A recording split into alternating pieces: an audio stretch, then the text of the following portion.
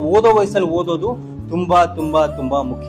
ಒಂದು ದಿವಸ ವಿಷ್ಣು ದೇವರು ಸರಸ್ವತಿ ದೇವರು ಮತ್ತು ಲಕ್ಷ್ಮೀ ದೇವರನ್ನ ಕೂರಿಸ್ಕೊಂಡು ಇಬ್ಬರಿಗೂ ಒಂದೊಂದು ವರ ಕೊಡ್ತಾರೆ. ಮೊದಲು ಲಕ್ಷ್ಮೀ ಮಾತೆಗೆ ಒಂದು ವರವನ್ನ ಕೊಡ್ತಾರೆ. ಲಕ್ಷ್ಮೀ ಮಾತೆ, ನಿನ್ನನ್ನ ಯಾರು ಬೇಕಾದ್ರೂ ಹೇಗ್ ಬೇಕಾದ್ರೂ ಕಷ್ಟಪಟ್ಟಾದ್ರೂ ಆಗಿರ್ಬೋದು, ಇನ್ನೊಬ್ರು ತಲೆ ಹೊಡೆದಾದ್ರೂ ಆಗಿರ್ಬೋದು, ನಿನ್ನ ಹೊಲಿಸ್ಕೊಂಡ್ಬಿಡ್ಬೋದು.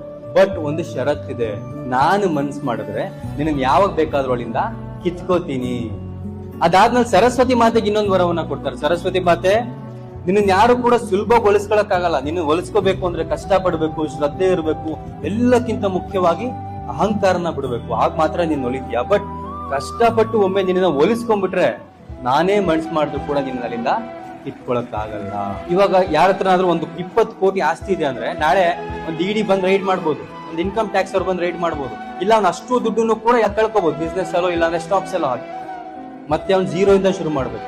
ಯಾವಾಗ ನೀವು ಒಂದು ಸಲ ನೀವು ಎಜುಕೇಶನ್ ಪಡ್ಕೊಂಡು ನೀವು ವಿದ್ಯೆನ ಪಡ್ಕೊಂಡ್ಬಿಟ್ರೆ ಆ ವಿದ್ಯೆನ ನಿಮ್ಮಿಂದ ಯಾರು ಕಿತ್ಕೊಳಕ್ಕಾಗಲ್ಲ. ಸೊ ಓದೋ ವಯಸ್ಸಲ್ಲಿ ಓದೋದು ತುಂಬಾ ತುಂಬಾ ತುಂಬಾ ಮುಖ್ಯ.